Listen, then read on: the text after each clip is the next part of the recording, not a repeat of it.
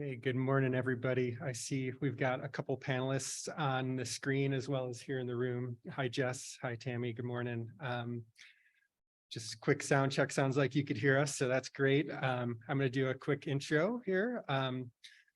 So good morning, everybody. Welcome to today's panel. Louder. I'll lean into the microphone. Is that better? Okay. Welcome to today's panel entitled Federal, State, and Tribal. It's the relationships, intersection, and jurisdiction with states. So this is part 2 of a 3-part series focusing on different actors in relationships to tribes, and it follows up on yesterday's session. I'll be moderating today's session. My name is Matt Zielag. I'm the director of the EPA Idaho Operations Office located in Boise. And I'm honored to be here today doing this work together to protect the environment and public health with you all. I want to thank the Shoshone-Bannock tribes for hosting us, the RTOC for helping organizing this event, and also acknowledge the theme of connecting. And thank you everyone for sharing your stories and taking us out to Game Mine yesterday. I've really appreciated and learned a lot thus far. So as I mentioned, today's panel includes state representatives, and it will explain the nature of state environmental programs impacting tribes. The session will include how Idaho and Alaska are working to increase relationships with tribal partners to coordinate environmental work. Our EPA Operations Office directors will also share their perspectives during the session. I'm going to go through the bios here real briefly. So we are joined on the screen by Director Jess Byrne from the Idaho Department of Environmental Quality. Director Byrne was appointed by Governor Brad Little in August 2020. He is responsible for leading the state's efforts to protect the quality of Idaho's air, land, and water. And he also represents DEQ and the state on various boards, commissions, and councils. Here in the room with me is Gina Sheary. She is a local and tribal government coordinator with the Alaska Department of Environmental Conservation located in Juneau. She's been working in this position for almost 10 years and helps facilitate tribal engagement in the wastewater discharge and permitting process. Also on the screen is Tammy Fordham. She's the director of our Region 10 Alaska Operations Office located in Anchorage. She's previously served as a tribal coordinator and GAP project officer for tribes in Alaska. And again, I'm Matt Zielag. I'm the director of our Idaho Operations Office. I've been in this position since February 2021. Been with EPA for over 15 years as a water quality standards coordinator in both the Seattle office and the Anchorage office prior to taking this role. So before I turn it over to our panelists for opening remarks, I just wanted to give a brief overview for those that may not be familiar of Region 10's Operation Office structure. Since Region 10 really has the most expansive geography of any EPA region, and it spans 3 large northwestern states and Alaska, including over 270 federally recognized tribes. We set up this structure. Not only does the region have more square miles of diverse terrain than any other, but it also has some of the most remote and inaccessible terrain in any of the United States. We're unique in that we have offices in each of our states. We have one in Boise, Idaho, Lacey, Washington, Portland, Oregon, and Anchorage, Alaska, and it allows us to work closely with state agencies and tribes and other stakeholders in our vicinity. Having these operation offices enables the region to have staff manage and or represent critical EPA program functions and activities in each of our states, helps promote our mission, and uphold our federal trust responsibility to tribes. There are 3 main areas where we focus on in our operations office. The first is local knowledge and customer service. Region 10 gains from having a local presence in each of our states. We're tailored to meet the needs of states and tribes and fostering important working relationships to carry out our environmental work. The second is strong relationships and early detection of issues. We have staff in our operations offices that know the pulse of EPA issues of significance, embarked due to long-time working relationships with states and tribes in our local areas. And third, we're customized to meet EPA's local needs. We're positioned to help facilitate administration priorities by increasing our collaboration and working closely with our state and tribal partners in the field. So hopefully that was a helpful intro of our EPA Region 10 operations offices. And With that overview, I'm going to turn it over to Jess Byrne to provide his opening remarks on behalf of Idaho Department of Environmental Quality. And thanks for joining us, Jess. You bet. Thank you. I guess I'll do a quick sound check, maybe a thumbs up if everyone can hear me or anyone can hear me. All right. Thank you, Tammy. Well, good morning, everyone. As was mentioned by Mr. Zelag, my name is Jess Byrne, and I'm the director of the Idaho Department of Environmental Quality. And it really is an honor to be able to present to this group today, and particularly to be having the event taking place here in Idaho. I regret not being able to attend in person, but appreciate the organizers' willingness to allow me to participate remotely. So just to briefly share a little bit about myself, personally and professionally, I was born and raised not too far from the Fort Hall reservation. I grew up about 50 miles directly north in the small town of Territon.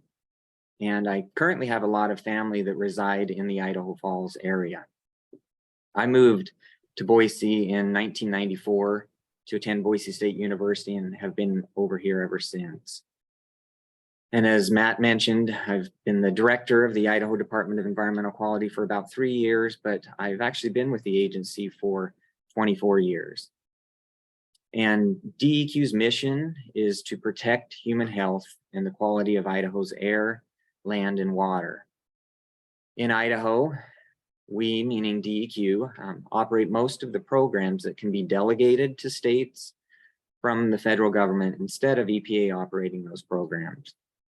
I think there might be 1 or 2 minor exceptions to that.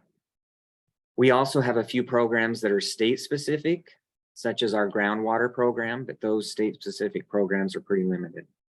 So in general, DEQ operates the major federal delegated programs here in Idaho. And at DEQ, our vision is an Idaho where the quality of our environment enhances healthy living and supports thriving communities. And the portion of our vision statement that focuses on supporting thriving communities is a very important aspect of what we do and an important part of how we approach our mission and our responsibilities. So from our perspective, protecting our natural resources is very important, but so is enabling economic growth and development.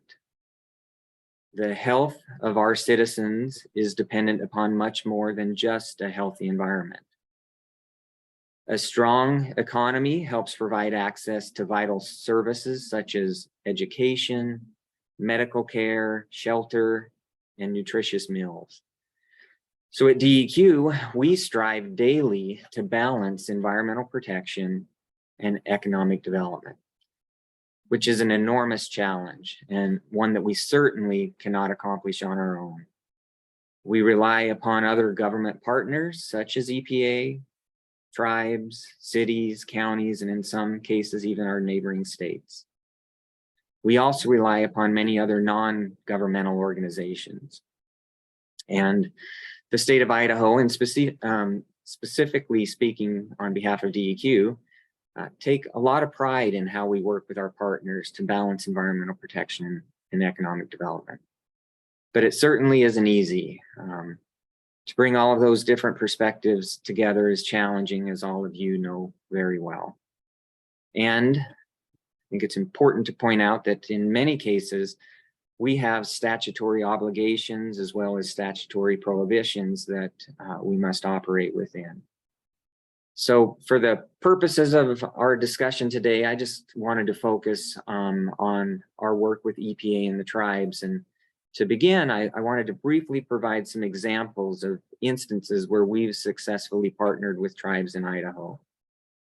The first example is Idaho established the Basin Environmental Improvement Project Commission back in 2001. And this was to facilitate public involvement and stakeholder engagement in Superfund remediation work that's taking place in the Coeur d'Alene Basin.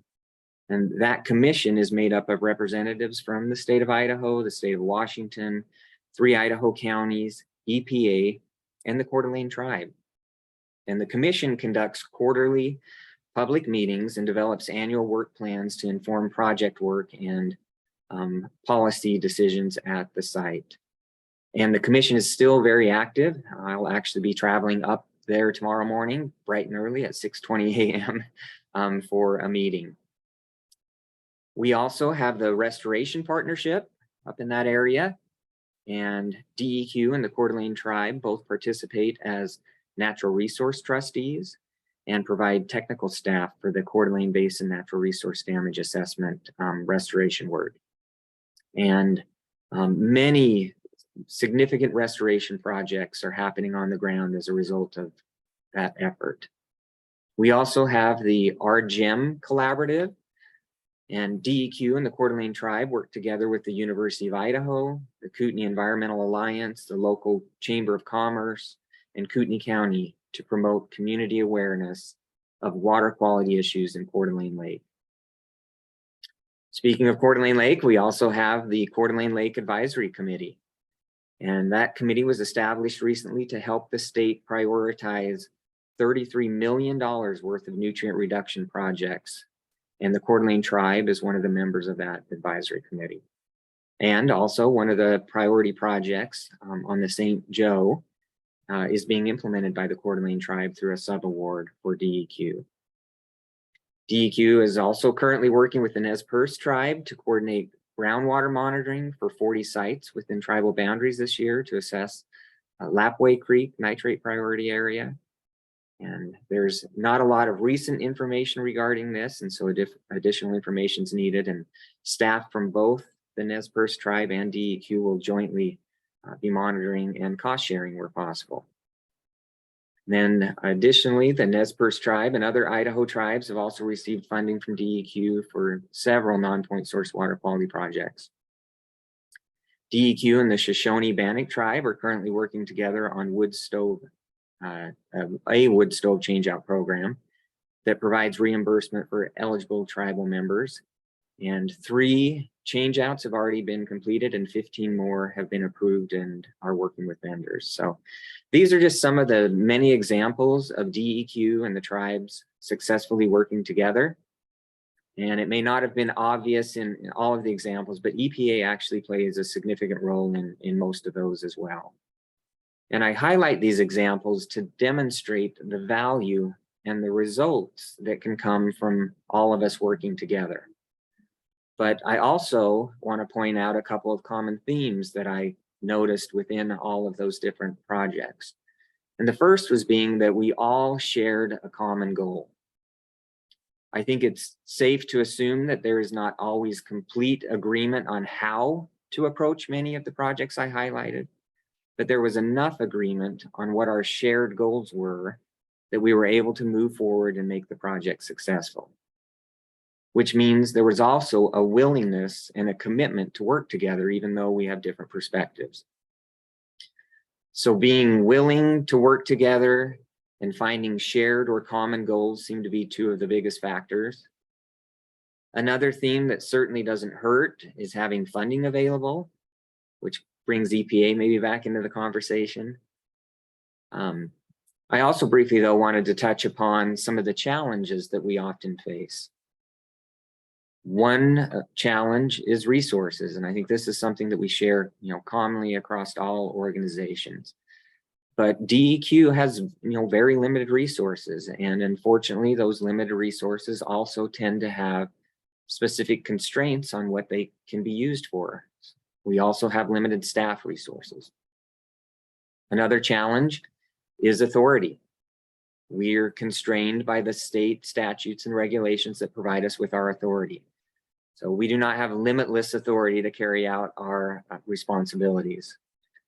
We actually have a state statute that limits our ability to have regulations that are more stringent, broader in scope, or that regulate activities not regulated by the federal government.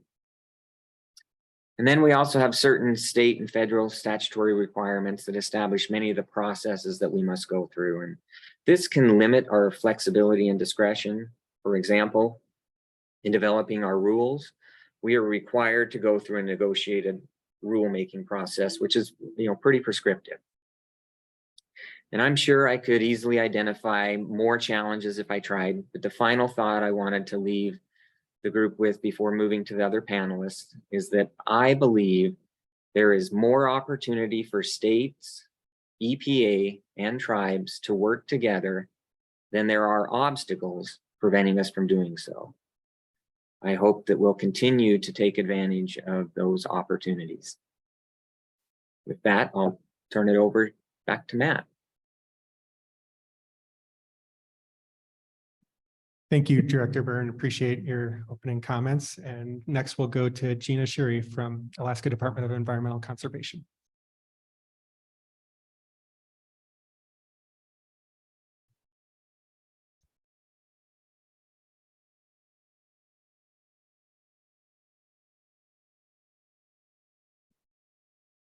In 1971, Dr. Ernesto Ciroli, a young Italian aid worker at the time, traveled with an Italian aid agency to Zambia, where they decided to teach the Zambian people how to grow food. So they arrived there with Italian seeds in southern Zambia in an absolutely magnificent valley going down to the Zambezi River, and they taught the local people to grow Italian tomatoes and zucchinis. And the local people had absolutely no interest in growing vegetables. The Italians were amazed that the local people in such a fertile valley would not have any agriculture. But instead of asking them why they didn't grow anything, the Italians simply said, "Thank goodness we're here just in the nick of time to save the Zambian people from starvation." And of course, everything in Africa grew beautifully. There were magnificent tomatoes, and the Italians couldn't believe it. They told the Zambians, "Look how easy agriculture is." When the tomatoes were nice and ripe and red, overnight, some 200 hippos came out of the river and ate everything. And the Italians said to the Zambians, "My goodness, the hippos." And the Zambians said, "Yes, we know. That is why we have no agriculture here." The Italians asked, "Why didn't you tell us?"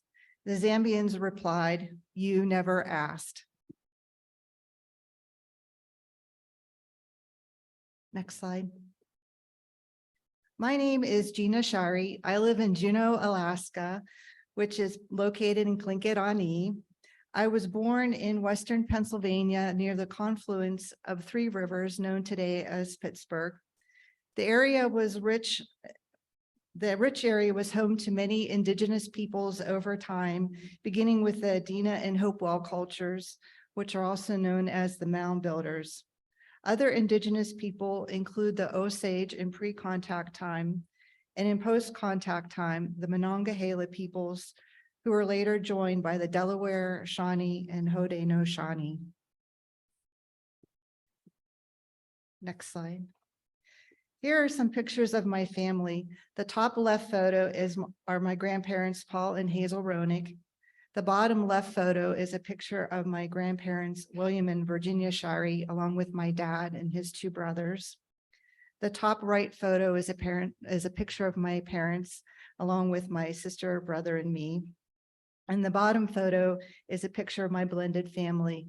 My husband, Mateo, is from Argentina. His daughter, Laura, is also from Argentina and now lives in Seattle. And my daughter, Virginia, is currently attending university in Hawaii at Hilo. At the Alaska Department of Environmental Conservation, or DEC, I facilitate tribal engagement in the wastewater permitting process. The purpose of this session is to provide information on our outreach to federally recognized tribes and the ways we try to enhance the participation of tribes in the Alaska Pollutant Discharge Elimination System, or APDIS program.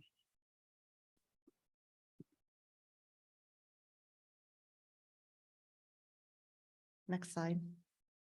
Within DEC, the Division of Water has developed tools listed here on this slide to help facilitate early and effective involvement in the APDIS permitting process.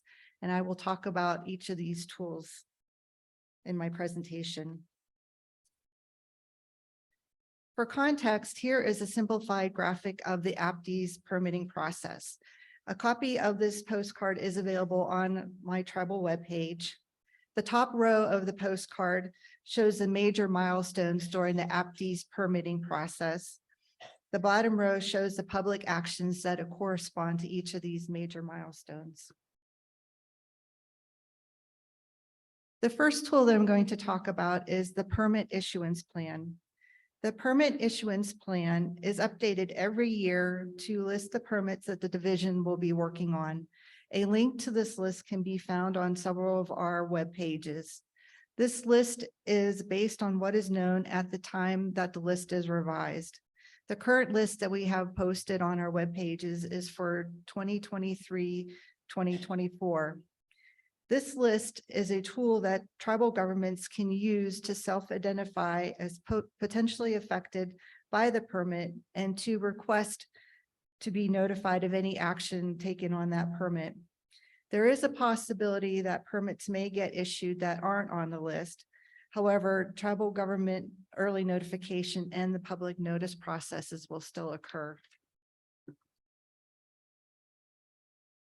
The Division of Water strives to develop sound permits based on a full understanding of local conditions, to inform local and tribal governments about potential permitting actions that may affect them, and to provide opportunities for tribal government input during the permitting process.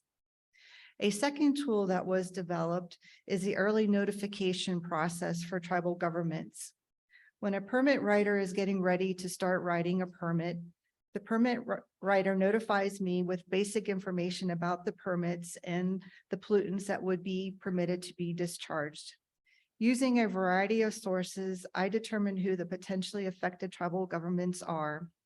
Then I draft a letter to them with information about the permit and request that the tribal government provide relevant information about local conditions, including indigenous knowledge, to the division, so that the information can be taken into consideration when the permit is being drafted. Indigenous knowledge that is shared with the permit writer can help the division make decisions to protect the community and its natural resources. When the permit writer has drafted a permit, the permit is publicly noticed for at least 30 days. I make sure to send a copy of the public notice to those tribal governments that received early notification. During this time, tribal governments have another opportunity to write comments about the permit to the division. In addition, the tribal governments have the opportunity to look over draft documents during the 10-day and 5-day applicant review periods, as long as the applicant hasn't waived the review period. As I mentioned on the last slide, permits have at least a 30-day review and comment period. The public review and comment dates are in the public notice, along with instructions for how and where to submit comments. For permits for complex projects, the division may establish longer comment periods.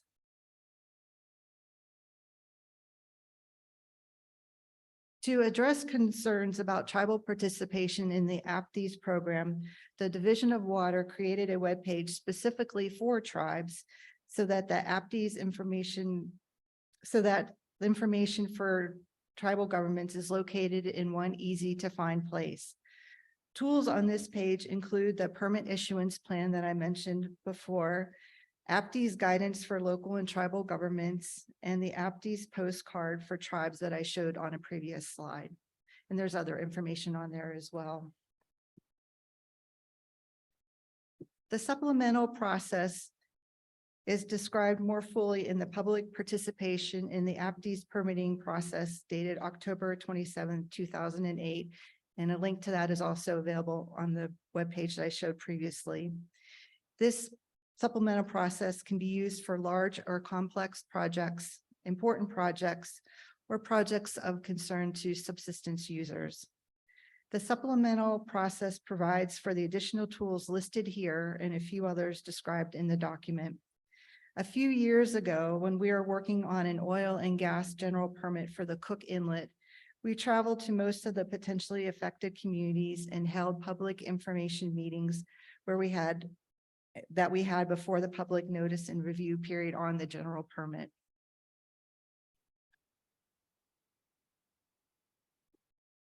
All of the tools that I've talked about in my presentation can be found on the websites listed here. And in addition to the work that I do within the Division of Water, the DEC Commissioner has initiated quarterly Alaska Native outreach meetings. He has held 2 meetings so far. The next meeting is scheduled for September 6th, and more information about these meetings can be found on the department's Tribal Relations webpage. I would like to thank the Shoshone-Bannock tribe for hosting this conference, and I would also like to thank RTOC for inviting me to speak. Thank you.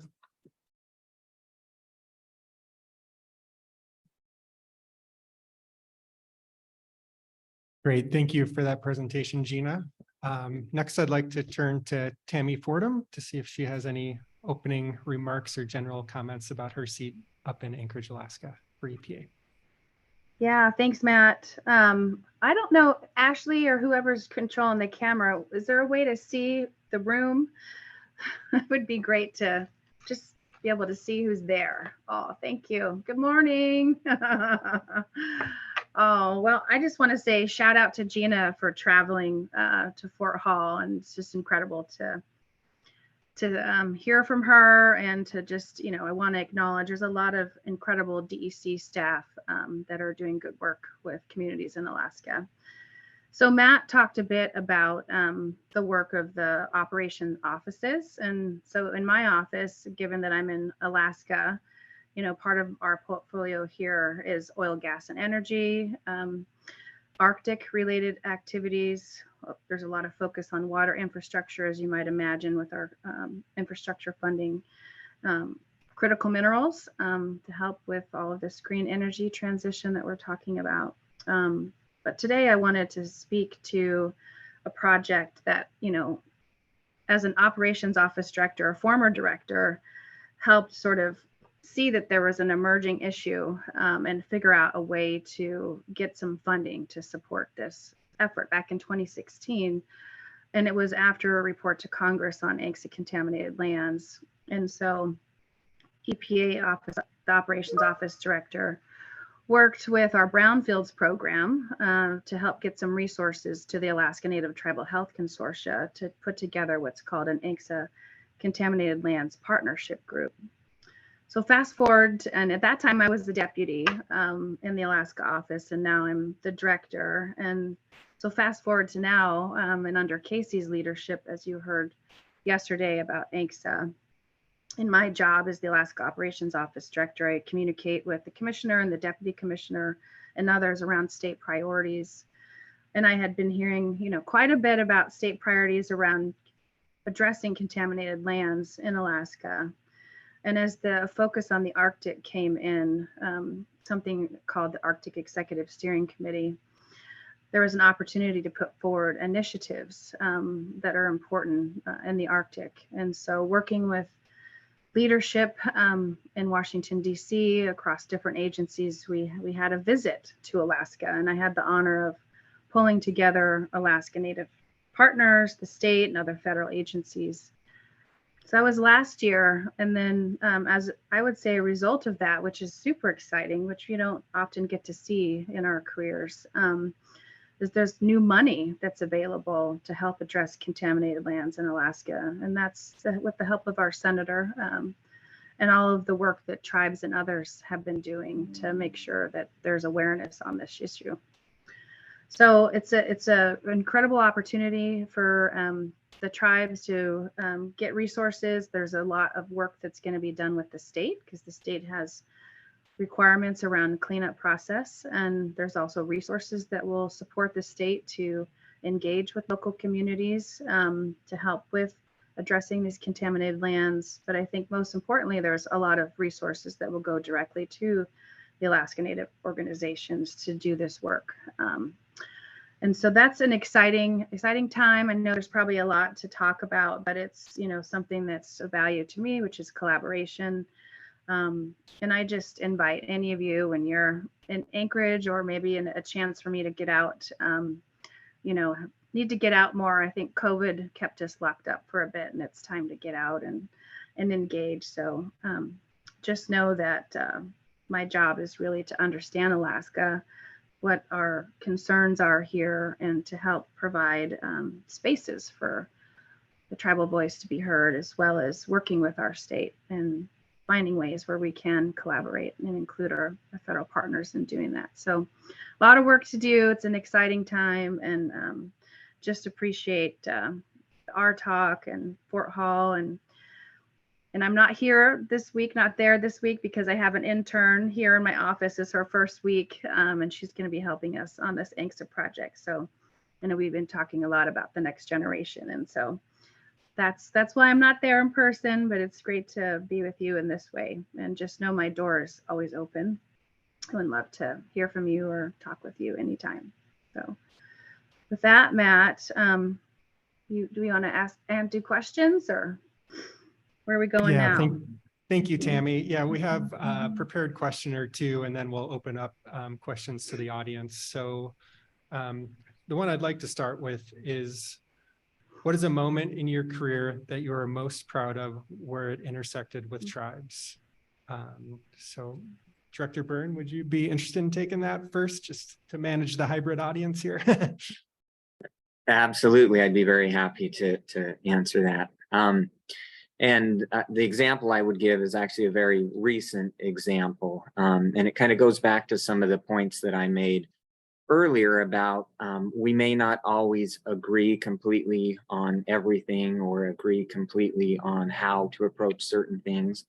But if we have the same end goals, it's possible to make progress and be successful. And this example relates to the to Coeur d'Alene Lake. And Lake Coeur d'Alene is part of the Bunker Hill Superfund site. It's within the boundaries of the Superfund site, but there was not a remedy identified for that part of the Superfund site. Instead, the Coeur d'Alene tribe and DEQ, or the state of Idaho, agreed to implement what is called a lake management plan. And we've been doing that for about 15 years. Recently, there's been some disagreement on the part of DEQ and the tribe as to whether or not that lake management plan is working the way it was intended to, and if it's being, as effective as it was hoped. But despite that disagreement, we have continued to work together collaboratively on many, many projects on the lake. I've been very involved in a lot of the work up there. The Basin Commission's been involved. We have our regional office up in Coeur d'Alene that's been very involved. And the tribe has been very, very committed to continuing to work with us, despite that we don't, completely agree. So the state of Idaho and Kootenai County and EPA provided some funding for the National Academy of Sciences to do a study recently. And that study was looking at, how effective is the work that's currently going on up at Lake Coeur d'Alene. What are the trends looking like? What other data do we need? And that study was completed last year. It provided us with some excellent information and data. The tribe was very, very supportive in providing all of the data they've been collecting and working with the National Academy of Sciences. And as a result of all of that different work and just the collaborative nature of working together and the progress that's being made, I mentioned this, but the state of Idaho is putting $33 million towards nutrient reduction projects. And those projects are going to result in direct reduction of nutrients and protection of Lake Coeur d'Alene. So I think it's a huge success, because I think it demonstrates that, even if we are coming at things from a different perspective, and even if there might be disagreement in some areas, if we continue to be committed to work together and to find those common goals, we can make progress. And so I'm very proud to be part of that. And really, really appreciate the relationship and the partnership that we share with the tribe on that effort.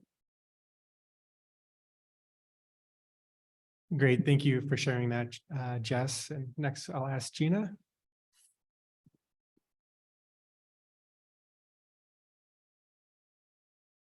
Okay. Thank you. This is from a few years ago, and I think my fellow Alaskans out there may remember under the Walker administration, he signed Administrative Order 300. And I was part of a tribal liaison group that worked really hard on putting together the language for the administrative order, and also worked a little bit on the implementation memo for that. So that was something that I was really excited and happy to work on. Great. Thank you, Gina. Tammy, do you have a Yeah. moment that you'd like to share? Yeah.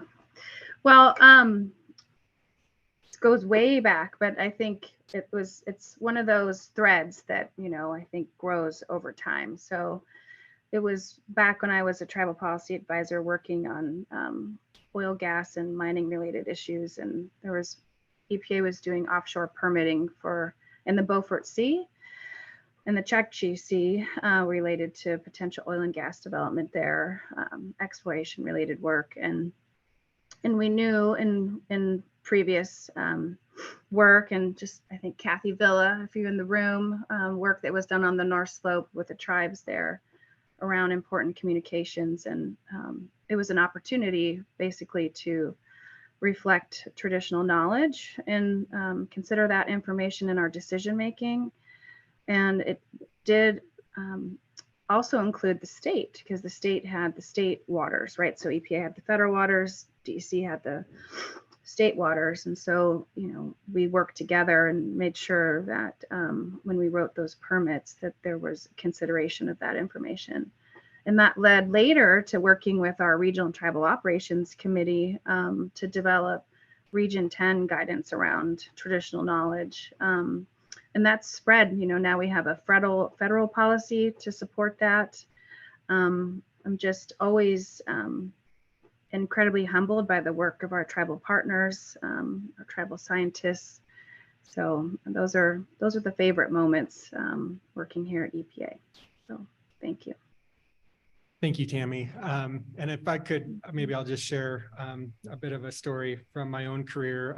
Prior to being in the director role, I was a water quality standards coordinator for about 14 years. And I know we've talked about fish consumption rates and human health criteria and the associated challenges with that.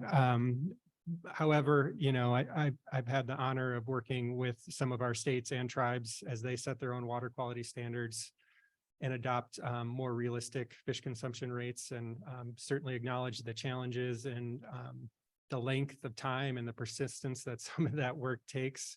However, I think, in Region 10, we were able to kind of highlight that issue, that the national approach and fish consumption rates, across the country aren't realistic when you look at Region 10. So acknowledge that there's more work to be done in that arena in a lot of our states and tribal lands.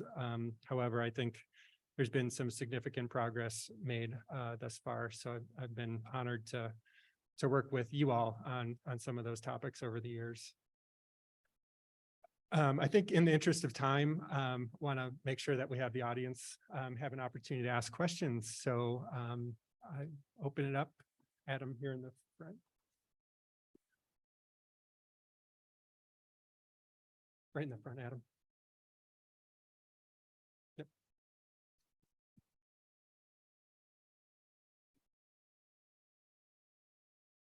I have a question.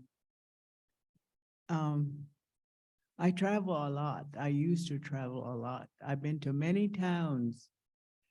And you go to their restaurant and you drink their water. Some of their water, it tastes like nothing but salt. Some taste like Purex. And some, they have an odd taste to them. And you ask, well, I want water. And they said, well, this is the only water we have. They said, this is, it's passed by the state. So, we have to use this water. Okay. At the same time too, I use a lot of pills from for different occasions. And I have my Indian way of spelling. And it's like, a lot of them will say pharmaceutical. I don't know. I can't say it, but anyway, you guys know what I'm talking about. Okay, that's a international organization that controls all water, and they put their salt in it. And they're a big company, and that's how they make money, is put salt in it. So I tested the salt. I also watch other people that uses a lot of salt. When they fall, they break their bones. So it works on the bones if it's too heavy. And a lot of times our doctors, our local doctors, they prescribe things with a lot of salt in it. So many Indians, when they fall, they have broken arm, broken leg, broken something. So I'm beginning to think, well, what is this pharmaceutical, whatever it is? Why do they put salt in it, just to make money for themselves? But it is a big organization, because I looked it up one time. So you guys are talking about local things and state and federal. Seem like we need to come at the international pharmaceutical, where they add salt to the water. And sometimes it's even in our first aquifer. So people don't like to get, when they dig wells, they do not take that first aquifer of water. They go to the next or the third. So it makes you think, is it safe to drink water? I'm beginning to think it isn't, because if you drink too much water, although water is sacred water to me, so I use it in a different way when I have to drink this water. But I'm beginning to use distilled water because there's nothing in it. But I use other ways that I can get vitamins, maybe natural, or maybe I know something about medicine and all of that, Indian medicine. So that's what I use. And maybe you people that's well organized and working on this, you need to listen to Indians' point of view and what we go through and what our body goes through. Like we have nutrition program here. The word nutrition sounds good. You go there and they'll show you papers with nutritious food in it, but in actuality, it isn't like that. We have bread. When you get that bread, slice of bread, you go like this, and then if it stays that way, the bread is not cooked. We have lots of macaronis, different ways of that's cooked. We have Indian food that they're supposed to cook. We're not supposed to eat it, but they cook it anyway. So when it comes to that, I don't eat it because we're not supposed to eat it. We have fruit, and it's been in a can maybe for 10 years, and it doesn't even taste good. And they call it tropical fruit. Whatever it is, it doesn't even taste good. And mostly they know how to open cans. So if that, when you open cans, if that goes out, we won't be able to eat. So you need to get a sample of what we eat. Just tell them to give you a nutritious food, and you're going to find out what kind of food we eat. So therefore, we Indians who are on that program, it's very unnutritious. So you need to see for yourself. of what I'm talking about. Because if I eat in town, their senior citizens, they eat very good, very good. Even you pay a little bit, it's still very good. So when you are talking about situations like this, salt, anything nutritious, you need to contact us. And look at us, our bodies, our teeth, our eyes, our skin, our hair. You need to look at all of that because they all have meaning to it. And I would really hear more, do research on Indian programs, on Indian nutrition food or nutritional foods and things like that. So I'm happy to hear you all talking about the water, because we have a lot of problems with our water, and water is our sacred food, and we'd like to keep it that way. So please help us, and thank you for listening.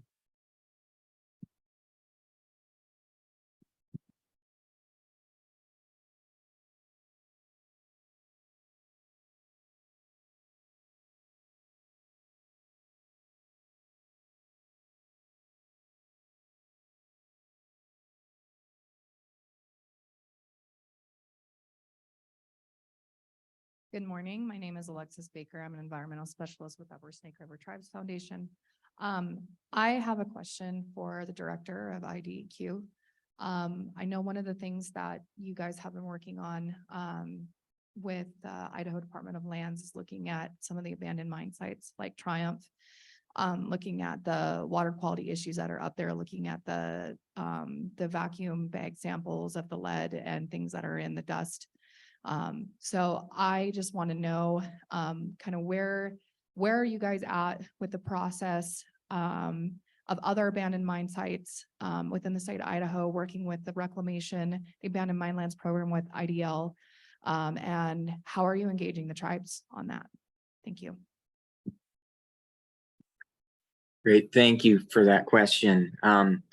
So I'm not completely versed in every aspect that we're working on with abandoned mines specifically. I do know we're doing an extreme amount of work up at the Triumph mine. And for those that aren't familiar with that mine, it's just south a bit of Sun Valley, so in south central Idaho. And for that particular mine, the state of Idaho, meaning DEQ and the Department of Lands, are responsible for managing contaminated water coming out of the mine portal. And then also there's a bit of contaminated soil that we're responsible for. We are working with a contractor and consultants right now to identify, and analyze a lot of the work that we've already done up there to stabilize that portal and to manage contaminated water and soil, and then identify what additional work needs to be done kind of for the long-term solution. I'm not specifically familiar with what type of outreach we're doing with tribes on that particular facility. We're not doing a lot of outreach yet with, I would say, any groups. We're trying to understand I guess the science behind it right now. If we have plans moving forward, I think that's when we would then solicit information and feedback. And the vacuums, I think maybe you're referring to some of the work we're doing up around the Bunker Hill Superfund site. And there we have an institutional control program that the sole purpose behind that program is to protect the remedy up there. And there's been a ton of work done, a lot of remediation work done. And part of the ongoing challenge, though, is making sure that that work that's been done doesn't get undone by people digging up additional contaminated sites. So up there, we removed about the first foot or so of contaminated soil, hauled it off to repositories, and then brought in clean fill. So there is some contamination left in place. The goal of the institutional control program is to make sure that we maintain that protective barrier. And as part of that program, because contamination was so widespread in that area, there's dust, contaminated dust up in attics of everyone's homes. So we do lend HEPA vacuums and all of those type of things as part of that. And we coordinate extremely closely with the Coeur d'Alene tribe on everything that we do up in the Bunker Hill Superfund site, both through the Basin Commission and then just on all of kind of technical staff to technical staff. They're very involved. As far as just the broader work on abandoned mines throughout Idaho, that is primarily a Department of Lands responsibility. And I think the primary focus that they have tackled so far has just been addressing any safety issues up there or at all of the, hundreds, if not thousands of abandoned mines that we have. Remediation work is challenging because there's not much for funding available. There's also a lot of split ownership of property, which makes it very, very challenging to clean those sites up. So not a ton of progress there. It's mostly focused on removing safety hazards. So I don't know if that answers your question. That's about the best I can do right now. I'd be happy to try to follow up with you if you want more information though. Thank you. Thanks, Jess. Thank you, Adam. This is a comment and question, not necessarily a question for Gina. And Gina, it's always good to see you. Going back to the relationship with tribes, we know that the state of Alaska has not been the best in relationship partners with tribal, and it's been good to see some steps being pushed forward to enhance that. We're appreciating the outreach, if you will, to tribes with the Zoom meetings you guys been doing. But in all honesty, I would love to see that go back to where the Walker-Malott administration was inviting the tribes to sit at the table, just as we were during the transboundary issues when that was first starting.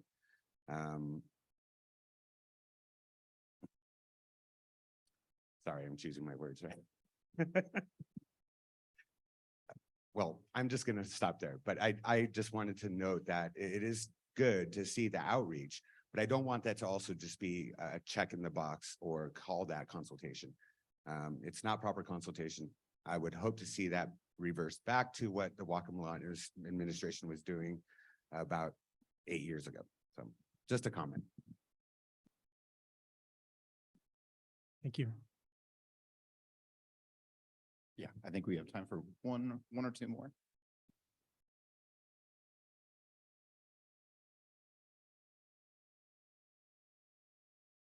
Thank you, Adam. Yeah, hello. Jess is the director. Yeah, hello, my name is Lee Juan Tyler, Shoshone-Bannock Tribes. Tribal council member, also with RTOC and Tribal Science Council, even though I'm not a scientist. But anyways, my question was, when I first came on the council, we used to have individuals sit in Pocatello. They had a Pocatello office. I believe her name was Sue Skinner. She was very, I'm not sure how long she's been there, but she was very instrumental in connecting with us and with the issues taking place and going on. They cut the funding and chopped her off. I guess Idaho did. So we didn't have nobody to really, be with us, go between. Surprises keep coming at us. For example, we have a lagoon over there right across from JR Simplot and the Dawn Plant and FMC, the Superfund site, Eastern Michelle Superfund site. And there's a lagoon there as well where they send everything, sewage. And every once in a while, when nobody tells us, notifies nobody, and then they say, hey, 2 days later, Equali has been released. They should have been on top of it, notifying people, even though it's an emergency or whatever. They should at least let people know, even the people that live around there. But that's one of the issues, and I'm not sure if she would, if we had an office here, maybe that could relate to us. Emergencies, there's always surprises going on. And also another issue is the Stibnite mine up there in the South Fork area of the Salmon River, where we have our treaty rights fishing hunting. We hunt the salmon, drawn them as fish. That's the last of the runs over here in lower 48, one of them. And on this side in Idaho, and they make a 900-mile journey, and they have to go through obstacle courses all the way through and through those federal dams. As I mentioned yesterday, Hell's Canyon complex, I'm not sure that's beyond, but still want to revisit that someday. And with all the technology and money, I think that could be accomplished and start somewhere. Don't ever give up on that. But this one in Stibnite, different ones, like you said, took over, and different people took over since 1920. And so now they're trying to find gold again and other minerals. I can't remember what it's called, but that was a different one. But for something like allium or something. Antimony. Antimony, yeah. Anyway, that one. But anyways, they should be able to figure out how so that the fish could still migrate through there and spawn, etc. Instead of waiting for just to do it and then wait for it to happen. They make it sound good. This is an endangered species, and the Endangered Species Act, that should be a priority, not to even mine, even though 1872 mining law trumps everything. Still, that's the sacredness of the salmon needs to be protected. So I think that should be a priority, and say, don't even mine until you accomplish some kind, make sure the migration route is safe. And before you even attempt to start mining, then they're making all that money. So different ones take over. That should be a priority for us. And I think maybe you could send that message to yourselves, the federals. We got to all connect together. This is about connecting the being that's called here today. I don't think that's sacredness.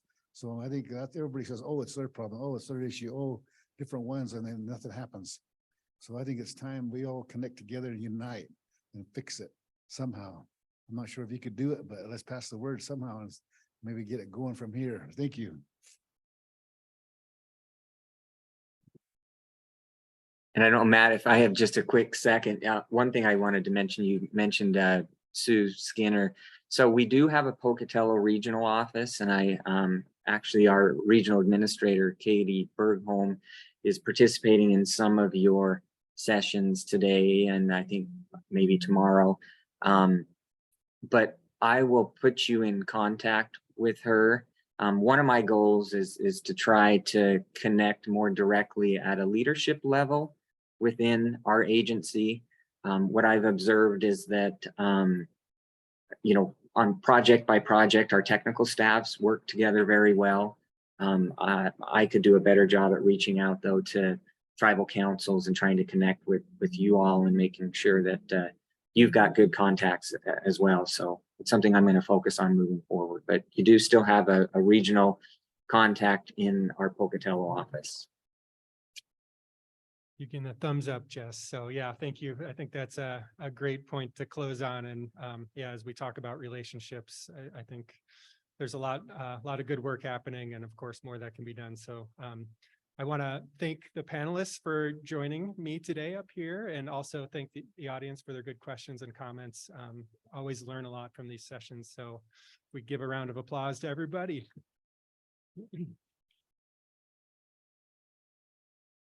Thanks again.